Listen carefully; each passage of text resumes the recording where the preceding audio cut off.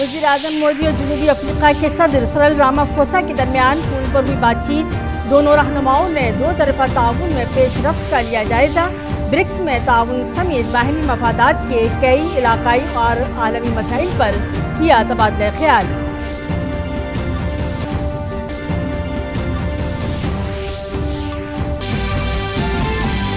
मरकजी वजीर दाखिला आज तमिलनाडु और आंध्र प्रदेश के दौरे पर।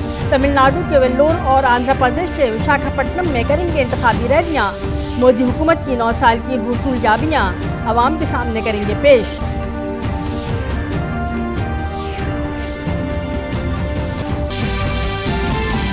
उत्तर प्रदेश के वाराणसी में G20 इजलास के तरक्याती वज़रा का 3 रोज़ा इजलास आज से। इजलास में तकरीबन 200 गैर मुल्की नुमाइंदों के शामिल होने की उम्मीद। पायदार तरक्की के अहदाफ के हुसूल और माहौलियात दोस्त तर्ज जिंदगी अपनाने पर खास तौर से किया जाएगा गौर व गौस।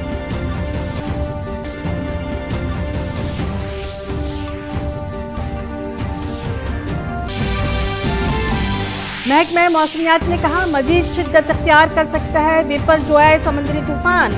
तूफान के रफ्ता रफ्ता शुमाल की समत में पाकिस्तान के साहिल की तरफ बढ़ने का है इम्कान।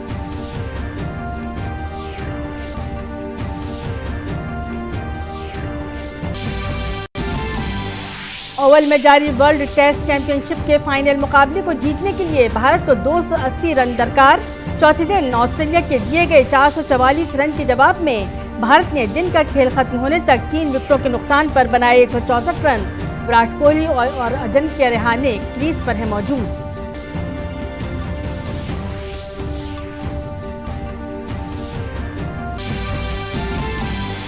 दुनिया की नंबर 1 खातून टेनिस खिलाड़ी ईगा स्वितेक ने तीसरी मरतबा जीता फ्रेंच ओपन का खिताब। फाइनल में ईगा ने चेक जमहूरिया की कैरोलिना मोचोवा को 3 सेटों तक जारी रहे मुकाबले में 6-2, 5-7, 6-4 से दी शिकस्त।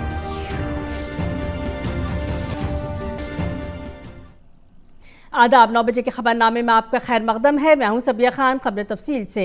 वज़ीर-ए-आज़म नरेंद्र मोदी और जनूबी अफ्रीका के सदर सिरिल रामाफोसा ने हफ्ते को टेलीफोन पर बातचीत की।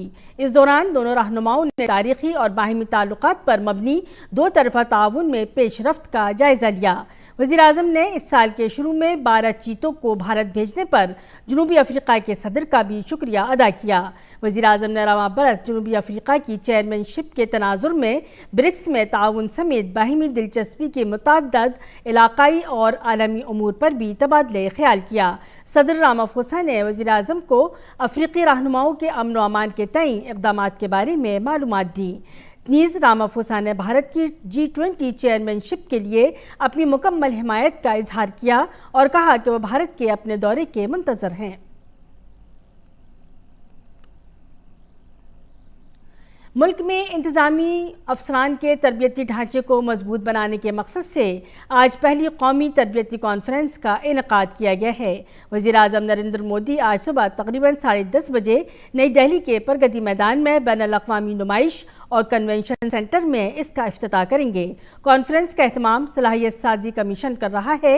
इसमें तरबियती इदारों के 1500 से ज़्यादा मंदूबीन शिरकत करेंगे, जिनमें मरकज़ी तरबियती इदारे, रियासती इंतज़ामी तरबियती इदारे, इलाकाई और डिवीजनल तरबियती इदारे और तहक़ीक़ी इदारे शामिल हैं। मरकज़ी हुकूमत के महकमों, रियासती हुकूमतों और मकामी हुकूमतों के दावेदारों समेत निजी शोबे के माहिरीन भी शिरकत करेंगे।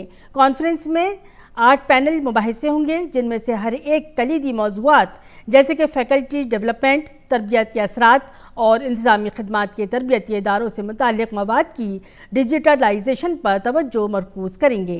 वज़ीर-ए-आज़म सिविल सर्विस की सलाहियत साजी में इजाफे के ज़रिए मुल्क में गवर्नेंस के अमल में इस्लाहात और पॉलिसी के निफाज के हामी रहे हैं। इस वजन की रहनुमाई के तहत इंतज़ामी खदमात की सलाहियत साजी के लिए कौमी प्रोग्राम मिशन करम योगी शुरू किया गया, ताकि सही रवैया, महारत और इल्म के साथ मुस्तक़बिल की ज़रूरियात के मुताबिक इंतज़ामी खदमात की तश्कील में बेहतरी लाई जा सके। ये कॉन्फ्रेंस इस समत में एक और कदम है। वज़ीर आज़म नरेंद्र मोदी एक बार फिर दुनिया के सबसे मकबूल लीडर के तौर पर उभरे हैं। उन्होंने अमेरिकी सदर जो बाइडेन समेत दीगर रहनुमाओं को पीछे छोड़ दिया है। मॉर्निंग कंसल्ट के सर्वे के मुताबिक वज़ीर आज़म नरेंद्र मोदी 77% रेटिंग के साथ पहले नंबर पर हैं, जबकि मैक्सिको के सदर एंड्रेस मैनुएल लópez ओब्राडोर 61% रेटिंग के साथ दूसरे नंबर पर हैं। ऑस्ट्रेलिया के वज़ीर आज़म एंथनी एल्बेनीज़ 52% रेटिंग के साथ तीसरे और फ्रांसीसी सदर 24% रेटिंग के साथ 11वें नंबर पर हैं। ब्राज़ील के नौमुंतखब सदर लुइस इनासियो दा सिल्वा 50% रेटिंग के साथ चौथे नंबर पर हैं। अमेरिकी सदर 40% रेटिंग के साथ 7वें और बरतानिया के वज़ीर आज़म ऋषि सुनक 33% रेटिंग के साथ 10वें नंबर पर हैं। फरवरी और अप्रैल में भी वज़ीर आज़म नरेंद्र मोदी 78% रेटिंग के साथ दुनिया के सबसे मकबूल आलमी रहनुमा थे। मॉर्निंग कंसल्ट रोज़ाना 20,000 से ज़्यादा आलमी इंटरव्यू करता है। आलमी लीडर का डेटा किसी मुल्क में तमाम बालिगों की 7 दिन की मूविंग एवरेज पर मबनी होता है। मरकजी वज़ीर दाखिला अमित शाह ने महाराष्ट्र के नांदेड़ में जहां एक तरफ मोदी हुकूमत की गुज़श्ता 9 साल की हुसूलियाबियों की तफसीलात सामने रखी, वहीं दूसरी तरफ उन्होंने मुखालिफिन को भी खूब तनकीद का निशाना बनाया। उन्होंने कांग्रेस पर सख्त हमला करते हुए कहा कि कांग्रेस की हुकूमत में कोई भी यालिया मालिया जमालिया पाकिस्तान से भारत में दाखिल होता था। उसके बाद नरेंद्र मोदी की हुकूमत आई, जिसने पाकिस्तान को सर्जिकल स्ट्राइक से सख्त सबक सिखाया। आए दिन पाकिस्तान से आलिया मालिया जमालिया घुस जाते थे, देश में बम धमाके करते थे, आतंकवादी घटनाएं करते थे और हमारे जवानों के सर काट कर ले जाते थे, मगर मनमोहन सिंह के मुंह से दिल्ली में ऊफ नहीं निकलता। मोदी जी आए, उरी और पुलवामा किया, 10 ही दिन में सर्जिकल स्ट्राइक और एयर स्ट्राइक कर पाकिस्तान के घर में घुसकर आतंकवादियों का सफाया करने का काम नरेंद्र मोदी जी ने किया। इत्तलात व नशरियात के वजीर अनुराग सिंह ठाकुर इन दिनों हिमाचल प्रदेश के दौरे पर हैं। इस दौरान अनुराग ठाकुर बिलासपुर के कंदौर में आंखों के चेकअप कैंप का दौरा करेंगे। वजीर इत्तलात व नशरियात हिमाचल प्रदेश के ऊना में एक मकामी प्रोग्राम में भी शिरकत करेंगे।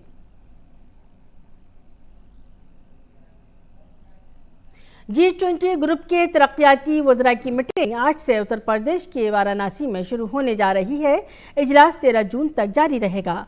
तरक्याती वज़रा की यह मीटिंग तरक्की से मुतालिक चैलेंजों के पेश नज़र हो रही है। वज़ीर ख़ारजा doctor S Jaishankar G20 group की मीटिंग की सदारत करेंगे। G20 मीटिंग के आगाज़ से कबल डॉक्टर एस जयशंकर का काशी विद्यापीठ में भारत की खारिजा पॉलिसी पर होने वाले मुबाहिसे में हिस्सा लेंगे। इजलास में 200 के करीब गैर मुल्की मंदूबीन की शिरकत मुतवक्के है। इस मीटिंग में 2 अहम सेशन होंगे। पहले सेशन में पायदार तरक्की के अहदाफ के हुसूल के लिए इज्तिमाई कोशिशों पर तवज्जो मरकूज़ की जाएगी, जबकि दूसरे सेशन में माहौलियात दोस्त तर्ज ज़िंदगी पर तवज्जो दी जाएगी। G20 की 3 रोज़ा मीटिंग वाराणसी में 11 जून से मुनक़िद होने वाली है। इस मीटिंग को इंतहाई अहम करार दिया जा रहा है। DD न्यूज़ ने वाराणसी के डिविजनल कमिश्नर के साथ मीटिंग की तैयारियों के सिलसिले में खुसूसी बातचीत की। G20 के लिए बनारस तैयार है, किस तरह के कार्यक्रम हैं और क्या तैयारियां की गई हैं, इस पर बात करने के लिए हमारे साथ मंडलायुक्त कौशल राज शर्मा जी हैं। शर्मा जी, ये 3 दिवसीय जो बैठक होनी है G20 की, इसके लिए बनारस में किस तरह की तैयारियां हैं और क्या कार्यक्रम है? G20 की वाराणसी में बहुत ही बृहद बैठक है और भारत में जो बड़ी बैठकें 3-4 होनी हैं उनमें से ये सम्मिलित हैं। डेवलपमेंट मिनिस्टर्स की मीटिंग जो है वो वाराणसी में होने जा रही है और हम सभी जानते हैं कि 20 इसमें मेंबर कंट्रीज़ हैं, 8 इसमें इन्वाइटीज़ मेंबर हैं और इसके अलावा कई ऑर्गेनाइजेशंस होती हैं जिनके अध्यक्ष या जिनके पदाधिकारी भी इस बैठक को अटेंड करते हैं। यहाँ पे जो डेवलपमेंट एजेंडा सेट होंगे उन्हीं में ही लास्ट में मिनिस्ट्रियल कॉन्फ्रेंस जो होगी, जो हेड ऑफ द स्टेट्स जिसमें आएंगे उनमें निर्णय होंगे और उनके निर्णय ही पूरे दुनिया में आगे आने वाले 1 वर्ष तक लागू होंगे। उनको तैयारियों को लेके बहुत वृहद कमेटीज़ बनाई गई थी। पिछले 6 महीने में कार्य चालू है।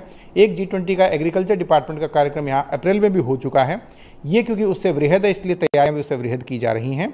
इसमें जितनी भी प्रकार की समितियां बनाई गई, इसमें पब्लिक पार्टिसिपेशन की समितियां हैं, ब्यूटिफिकेशन की हैं, वेन्यू कमेटीज़ हैं, प्रोटोकॉल लॉजिस्टिक्स की हैं। सभी लोग जितने भी अधिकारी हैं वो विदेश मंत्रालय के अधिकारियों के साथ मिलकर टीम बना के अपने अलग अलग कार्य कर रहे हैं। पूरे शहर की छवि को परिवर्तित करने का एक विशेष प्रयास किया गया है कि वाराणसी में ये सारे जितने भी विकसित देशों के और जितने भी हमारे सहयोगी देशों के लोग आएँ, वे एक अच्छी छवि उत्तर प्रदेश की, वाराणसी को, भारत के लेके जाएं। माननीय प्रधानमंत्री जी खुद यहाँ से, क्योंकि एक रिप्रेजेंटेटिव की तरह उनके विशेष निर्देश हैं कि उनको ही यहाँ पे होस्ट मानते हुए उनकी तरफ से सारे कार्यक्रम का आयोजन किया जाए। माननीय मुख्यमंत्री जी का मार्गदर्शन पिछले 3-4 महीने से मिला है। हम लोग वाराणसी को एक होस्ट सिटी बनाते हुए प्रयास कर रहे हैं कि एक अच्छी छवि वाराणसी की और उत्तर प्रदेश की इन सब लोगों के सामने प्रस्तुत की जा सके। प्रधानमंत्री का विशेष संदेश है कि प्रधानमंत्री होस्ट माने जाएं इस G20 की जो बैठक है काशी में खास तौर से, और उसी की तैयारी है, ब्यूटिफिकेशन है कि एक ऐसा काशी की छवि बन के विश्व पटल पर उभरे कि लोग यहाँ पर आने के लिए ललायित रहें। कैमरा पर्सन मनीष सिंह के साथ doctor Rikesh Bahadur Singh Gautam, TD news, Varanasi. महकमे मौसमियात ने समुद्री तूफान बिपरजॉय के इंतहाई शदीद तूफान में तब्दील होने का इम्कान जाहिर किया है। अब यह गिरदाबी तूफान आहिस्ता आहिस्ता शुमाल की तरफ बढ़ रहा है। 15 जून की दोपहर के करीब पाकिस्तान और इससे मुल्हका सौराष्ट्र और कच्छ के साहिल तक समुद्री तूफान के पहुंचने का कवी इम्कान है। तूफान के बाइस मशरक़ी वस्ती बहिरे अरब में 145 से 155 किलोमीटर फी घंटे की रफ्तार से हवा चलने का भी इम्कान है। इस तूफान का महवर पोरबंदर से 530 किलोमीटर दूर जुनूब मगरबी समत में वस्ती बहिरे अरब में है। महकमा मौसमियात के मुताबिक अगले 12 घंटों में बिपरजॉय तूफान मजीद शिद्दत अख्तियार कर सकता है। अगले 3 दिनों में शुमाल मगरबी समत में समुद्री तूफान के बढ़ने का इम्कान है। महकमा मौसमियात और मकामी इंतजामिया की जानिब से माहीगीरों और सयाहों को मुसलसल मुतनब्बे किया जा रहा है कि वो साहिलों की जानिब न जाएं। जल जीवन मिशन से मुतासिर होकर मुंबई में वाटर फॉर ऑल के नाम से एक मुनफरद पहल शुरू की गई है। गर्मियों का मौसम, दर्जा हरारत में इजाफे के साथ मुंबई में मुख्तलिफ मकामात पर परिंदों और जानवरों के लिए पानी के बर्तनों को सबके लिए पानी फराहम करने की एक काबिल सताइश कोशिश है। ये पहल मिशन ग्रीन मुंबई की तरफ से शुरू की गई है, लेकिन कम्युनिटी के मुख्तलिफ अफराद ने इसमें शमूलियत इख्तियार की है। पेश है एक रिपोर्ट। जिंदगी का आगाज पानी से हुआ है, लिहाजा जिंदगी बरकरार रखने के लिए पानी की नहायत अहमियत है। जिंदगी और पानी का अटूट रिश्ता है। हवा के बाद पानी की हमारी जिंदगी में सबसे ज्यादा अहमियत है। साफ शफाफ पानी की सभी को ज़रूरत होती है। इंसान, चरिंद परिंद, पेड़ पौधों सबको पानी में असर आए, इसके लिए मिशन ग्रीन मुंबई ने सभी के लिए पानी नामी एक स्कीम का आगाज़ किया है।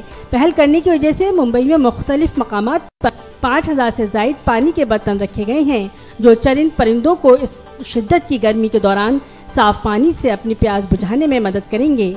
मिशन ग्रीन मुंबई के तहत मुख्तलिफ मकामात पर पानी के बर्तन रखने के अलावा लोगों को इस नेक काम की तालीम भी दी जाती है और इस पहल के बारे में तलबा और आवाम के माबैन बेदारी पैदा की जाती है।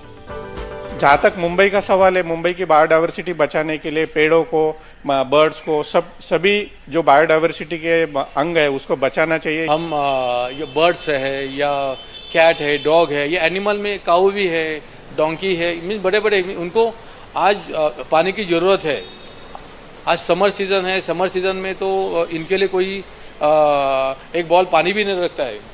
अगर ये एनिमल लवर है या एनिमल रिलेटेड कोई भी है, उन्हें अगर हम वाटर बॉल दिए तो उनके लिए ये पानी की सुविधा हो सकती है। ये इसके पीछे का ये जो बहुत महत्वपूर्ण और एक अच्छा डिसीजन लिया उन्होंने। कई स्कूलों और कॉलेजों के तलबा के साथ साथ मकामी लोग जोश खरोश के साथ वाटर फॉर ऑल के तस्वुर को पूरा कर रहे हैं।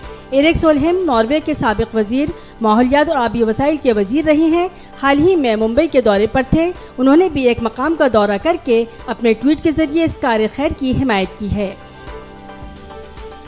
कांदीवली बोरीवली के करीबन 20 गार्डन्स में ये लगाया गया है और अभी इसी तरीके से पूरे मुंबई के सभी गार्डन में ये पानी के वाटर बॉल लगाए जाएंगे। सीनियर इंस्पेक्टर सुधीर दीगर लोगों की तरह इन लोगों में से एक हैं जो सभी के लिए पहले पानी की हिमायत कर रहे हैं। सुधीर पालतू जानवरों से मोहब्बत करने वाले इंसान हैं, लिहाजा ये हैरान कुन बात है कि उनके पुलिस स्टेशन में कई अक़साम के कुत्ते और बिल्लियां पाई जाती हैं। जो स्टेशन में मस्तियां करते रहते हैं। सुधीर का कहना है कि इंसान की तरह पानी पर सभी चरिंद परिंद का हक है, लिहाजा इसलिए वो इस कार्य खैर में भरपूर ताउन देते हैं और इसी जज्बे के तहत मुंबई में जगह जगह पानी के बर्तन रखवाए हुए हैं। हम शहर में रह के ये भूल गए हैं कि टैप हर जगह लगा नहीं है, तो बाकी जो जीव जंतु हैं, पक्षियाँ, इन लोग पानी कहाँ से पिएंगे, इस सब को ध्यान में रखती है। और अगर हम इंटरनेट पे देखते हैं कि हर तरफ डिहाइड्रेशन के कारण, पानी के कमी के कारण पूरे देश में, शहरों में चिड़ियों की डेथ हो रही है और ये इंटरनेट में हर तरफ अवेलेबल है। तो यही कोशिश है कि हम एक जन आंदोलन का एक रूप दे सकें। एंड जैसे मैंने पहले भी कहा है कि जल जीवन मिशन से प्रेरित होकर ये कोशिश है कि हर इंसान एक घर के बाहर छोटा सा एक पानी का एक बर्तन ज़रूर रखे, ताकि चिड़िया वगैरह भी उसमें से पानी पी के जिंदा रह सके। अहले मुंबई वाटर फॉर ऑल के जरिए मुल्क भर में कुदरत के तई मोहब्बत और बेदारी पैदा करने की कोशिश कर रहे हैं और पानी और आबी तहफ़्फ़ुज़ की मुहिम के मद्देनज़र शहरी हयातियाती तनव्वुर की अहमियत पर जोर डालते हुए एक प्लेटफॉर्म का इस्तेमाल कर रहे हैं। मुंबई से तबस्सुम मलिक की रिपोर्ट, DD न्यूज़ उर्दू खबरें। उत्तराखंड के वज़ीर आला पुष्कर सिंह धामी ने ज्वार के बैनुल-अक़वामी साल के तहत सरवर के एक गांव में फिंगर मिलेट बोया। फिंगर मिलेट को आमतौर पर रागी के नाम से भी जाना जाता है। मोटे अनाज के बैनुल-अक़वामी साल का मकसद आलमी सतह पर बाजरे की पैदावार और इस्तेमाल के बारे में बेदारी पैदा करना है। मरकजी हुकूमत ने मुल्क में 1514 शहरी कोऑपरेटिव बैंकों को मजबूत बनाने के लिए 4 अहम इक़दामात का ऐलान किया है। इन इक़दामात के तहत अर्बन कोऑपरेटिव बैंकों को नई शाखें खोलने की मंजूरी, कमर्शियल बैंकों के बराबर इन बैंकों को यकमुश्त तर्ज पर निपटाना, तरजीही शोबे के लोन के अहदाफ को पूरा करने के लिए 2 साल का इजाफी वक्त और रिजर्व बैंक में एक नोडल अफसर की तकर्री वगैरह खास तौर पर शामिल हैं। कोऑपरेटिव की वजारत ने कहा कि शहरी कोऑपरेटिव बैंक अब रिजर्व बैंक से इजाज़त लिए बगैर मंजूर शुदा रीजन में हर माली बरस में 10% नई शाखें खोल सकेंगे। इन इक़दाम से अब कोऑपरेटिव बैंक भी दूसरे तिजारती बैंकों के बराबर आ गए हैं। वजारत ने कहा है कि रिजर्व बैंक ने तरजीही शोबों में कर्ज देने के हदफ को पूरा करने के लिए शहरी कोऑपरेटिव बैंकों की आखिरी तारीख में 31 मार्च 2026 तक तौसी कर दी है। वज़ीर-ए-आज़म नरेंद्र मोदी ने शहरी कोऑपरेटिव बैंकों को मजबूत करने के लिए रिजर्व बैंक ऑफ इंडिया की हिदायत का खैर मकदम किया है। वज़ीर-ए-आज़म ने एक ट्वीट में कहा, ये कोऑपरेटिव सेक्टर के लिए बहुत अच्छी चीज़ है और इससे बहुत से लोगों को बाख्तियार बनाया जा सकेगा। वज़ीर-ए-आज़म ने भारत के लोगों की इनके इख्तिरा के तई जज्बे और जदीद टेक्नोलॉजी को अपनाने की सताइश की। पसमानदा तबक़ात के कौमी कमीशन ने बंगाल पसमानदा तबक़ात कमीशन की OBC की फहरिस्त में बेज़ाब्तगियों और धांधलियों का इंकशाफ किया है। DD न्यूज़ से खुसूसी बातचीत में कमीशन के चेयरमैन हंसराज अहिर ने कहा है, बंगाल पसमानदा तबक़ात कमीशन की OBC फहरिस्त में बहुत सी बेज़ाब्तगियाँ हैं जिनके बारे में कमीशन खामोश नहीं रहेगा। पेश है ये खुसूसी रिपोर्ट। हमारे साथ नेशनल OBC कमीशन के चेयरमैन और पूर्व केंद्रीय मंत्री हंसराज अहिर हैं इस बिंदु पर बातचीत करने के लिए। अहिर साहब, कहा जा रहा है कि बंगाल की जो OBC कमीशन की जो सूची है उस सूची में अनियमितता है, क्या आपको अनियमितता दिखाई पड़ी? देखिए, आयोग के रूप में जब हम उन बंगाल सरकार के अधिकारियों से मीटिंग की थी फरवरी माह में, उसमें एक बहुत गंभीर बातें सामने आई हैं कि टोटल वहाँ पे 2010 तक 11 तक एक कुल 108 जातियाँ थी और उसके बाद में और उसमें उन्होंने 71 जातियों को मिलाया और वो सूची बन गई 179। और सूची जब हमको दी गई उसमें, तो सूची में दिख के आ गया है कि कुल मिलाकर 179 जातियों में 118 जातियाँ मुस्लिम भाइयों की थी और हिंदू समाज की वहाँ 61 जातियाँ थी। तो हम देखकर पूछे कि ऐसा क्यों हुआ है, क्या बात है। ये बताया कि भाई ये जो जातियाँ इंक्लूड की गई है 2011 के बाद में, ये पहले हिंदू थे, हिंदू से मुस्लिम बने हैं, इसलिए मुस्लिम जातियाँ, इनकी जो हिंदू जातियाँ थी उसको हमने इसको इधर माना है। ये सब देखने के बाद में हमने बोला है कि यहाँ कुछ धांधली दिख रही है, अनियमितता है। उस पर हमने ऑब्जेक्शन रेज किया। हमने कहा कि आपने जो जाति इंक्लूड की है OBC में उसके पुरावे दो, डॉक्यूमेंट दो, तो ये बातें आई थी। इसका मंडल कमीशन में जो मुस्लिम ओबीसी का जिक्र है, क्या आपको लगता है कि उससे इतर, उससे अलग उन जातियों को भी उसमें शामिल कर दिया गया जो उसकी हकदार नहीं? मंडल कमीशन के समय में इन जातियों को मंडल कमीशन में नहीं शो किया था, ये बाद में शो किया, इन्होंने इंक्लूड किया है। असल में मंडल कमीशन हो या आज हम कह रहे तो मुस्लिम भाइयों में भी ओबीसी कास्ट है और ऑलरेडी बंगाल में थी, 53 जातियाँ थी। अब इन्होंने 53 को बढ़ाकर 118 कर दी है। हम ये नहीं चाहते कि मुस्लिमों को ओबीसी में ना रखें, मेरा आयोग ये काम नहीं कर रहा है। हम तो चाहते कि ओबीसी में सभी मुस्लिम भाई जो है वह है, रहना चाहिए। इन्होंने क्या किया कि 53 मुस्लिम ओबीसी का अधिकार छीनने के लिए ये नए 70 से अधिक जातियाँ, 71 जातियाँ मिला दी। और 71 जातियाँ मिलाने से क्या हुआ कि ये पुराने जो असली मुस्लिम ओबीसी थे या ओबीसी जो हिंदू भी थे, उनका अधिकार छीन लिया गया। तो हम संरक्षण देने के लिए है कि ओरिजिनल ओबीसी जो है उनको हम रक्षा करें, उनका अधिकार कोई छीने नहीं, इस भावना से हम गए थे। या आगे क्या रुख होगा? देखिए, जो ओरिजिनल ओबीसी है, असल में ओबीसी है, जो पहले 108 जातियां थी, उनका अधिकार छीना जा रहा है, तो ओबीसी कमीशन खामोश नहीं बैठेगा। इस पे जो भी अंतिम आदेश हमने दिए थे, इसको सुधार करें, गलती को दुरुस्त करें और हमें उसके पुरावे दे और असली ओबीसी का अधिकार ओबीसी को मिले। राष्ट्रीय पिछड़ा वर्ग आयोग के चेयरमैन हंसराज अहीर का कहना है कि जिन ओबीसी का जातियों का नाम सूचीबद्ध है, उनके साथ किसी भी तरह का अन्याय बर्दाश्त नहीं किया जाएगा, आयोग खामोश नहीं रहेगा और इस पर कार्रवाई जो है वो निश्चित तौर पर की जाएगी। कैमरामैन संजय जैना के साथ Rajesh Raj, DD news, Delhi. Patna railway station से खुफिया इत्तला की बुनियाद पर तकरीबन 13 किलो सोने के साथ 2 गैर मुल्की स्मगलरों को गिरफ्तार किया गया है। ये लोग सोने की खेप बांग्लादेश से दिल्ली स्मगल करने की कोशिश कर रहे थे। मखसूस मालूमात की बुनियाद पर महकमा कस्टम की टीम ने इन स्मगलरों को कोलकाता से नई दिल्ली जाने वाली दुरांतो एक्सप्रेस ट्रेन से गिरफ्तार किया। जब्त शुदा सोने की बैनुल-अक़वामी मार्केट में मालियत 7 करोड़ रुपए से ज़ायद बताई जाती है। स्मगलरों ने सोने को कमर के गिर्द लपेट कर कपड़ों के नीचे छुपा रखा था।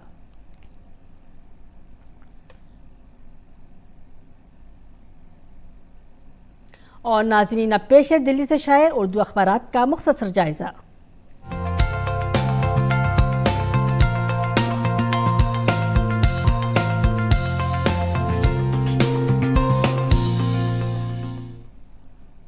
जायजा लेते हैं दिल्ली से शाये उर्दू रोजनामों का। सबसे पहले राष्ट्रीय सहारा से शुरू करेंगे, जिसने अपने सफ़े अव्वल पर अहम खबर की सुर्खी इस तरह बनाई है। मणिपुर 11 सीनियर अफसरान का तबादला, गवर्नर की सदारत में अमन कमेटी तश्कील। मणिपुर में 3 मई से कोकी और मितई कम्युनिटियों के दरमियान नस्ली तशद्दुद जारी है। इस दौरान हफ्ते को रियासत के 11 अफसरान का तबादला कर दिया गया है। इनमें IAS और IPS अफसरान शामिल हैं। इससे कबल वज़ीर दाखिला अमित शाह इस माह के शुरू में 4 रोज़ा दौरे पर यहाँ आए थे। इस दौरान रियासत के DGPP डोंगल को हटा दिया गया था, उनकी जगह राजीव सिंह को कमान सौंपी गई थी। मज़कूरा अखबार के आईने आलम के सफ़े पर अहम खबर की सुर्खी इस तरह है। इसराइल फ़लस्तीन अमन मज़ाकरात के लिए महमूद अब्बास का दौरे चीन। चीन मज़ाकरात का हामी और इसके लिए सहूलत फराहम करने को तैयार। बीजिंग ने गुज़श्ता रोज़ बताया है कि फ़लस्तीनी सदर महमूद अब्बास अगले हफ्ते चीन का सरकारी दौरा करेंगे। चीन ने कहा है कि वो इसराइल और फ़लस्तीन अमन मज़ाकरात में मदद के लिए तैयार है, जिसके बाद फ़लस्तीनी सदर अब चीन का सरकारी दौरा करेंगे। दूसरी अहम खबर की सुर्खी इस तरह है। इसराइली फ़ौज ने मगरबी किनारे में फ़लस्तीनी नौजवान को शहीद कर दिया। फ़लस्तीन की वज़ारत सेहत और फ़ौज ने बताया है कि जुमे के रोज़ इसराइली फोर्सेस ने मकबूजा मगरबी किनारे में एक फ़लस्तीनी को शहीद कर दिया है। वज़ारत ने एक बयान में कहा कि 29 साला मेहदी को रमल्ला के मगरब में रानतीस फ़ौजी चौकी के करीब काबिज़ इसराइली फ़ौज ने फायरिंग करके शहीद कर दिया। तीसरी अहम खबर की सुर्खी इस तरह है। हम ट्रंप के खिलाफ मुकदमे की जल्द समाअत की दरख्वास्त करेंगे, ये बात कही है अमेरिकी स्पेशल प्रोसिक्यूटर ने। जायज़ा लेंगे रोज़नामा अखबार मशरिक़ का, जिसने अपने सफ़े अव्वल पर अहम खबर की सुर्खी इस तरह बनाई है। गुजरात में दाइश मॉड्यूल का दावा। पोरबंदर में छापे के दौरान कई ममनुआ अशिया समेत एक खातून, 4 मुश्तबा पर शिकंजा। गुजरात ATS को छापे के दौरान कई ममनुआ अशिया मिली हैं। चारों दाइश में शमूलियत के फरार होने की कोशिश कर रहे थे। मौसूला तफसीलात के मुताबिक गुजरात ATS ने दहशतगर्द तंजीम दाइश के एक मॉड्यूल का पर्दाफाश किया है। तो नाजरीन, ये था आज की उर्दू अखबारात का मुख्तसर जायज़ा। इसी के साथ बढ़ते हैं एक खेल की खबर की तरफ। भारत और ऑस्ट्रेलिया के दरमियान वर्ल्ड टेस्ट चैंपियनशिप का फाइनल दिलचस्प मरहले में पहुंच गया है। लंदन के ओवल में खेले जा रहे फाइनल में ऑस्ट्रेलिया ने भारत के सामने 444 रन का हदफ दिया था। जवाब में भारतीय टीम ने चौथे दिन का खेल खत्म होने तक 3 विकेटों के नुकसान पर 164 रन बना लिए हैं। भारत को आखिरी दिन 90 ओवर में 280 रन बनाने हैं और 7 विकेटें बाकी हैं। चौथे दिन विराट कोहली 60 गेंदों में 44 रन बनाने के बाद नॉट आउट रहे और अजिंक्य रहाणे 59 गेंदों में 20 रन बनाकर आउट हुए। आलमी नंबर 1 खातून टेनिस खिलाड़ी पोलैंड की एगा स्वितेक ने फ्रेंच ओपन का टाइटल जीत लिया है। उन्होंने ये ग्रैंड स्लैम तीसरी बार जीता है। स्वितेक ने फाइनल में चेक जमहूरिया की कैरोलिना मोचावा को 3 सेट के सख्त मुकाबले में 6-2, 5-7, 4-6 से शिकस्त दी। और अब पेश है मौसम का हाल।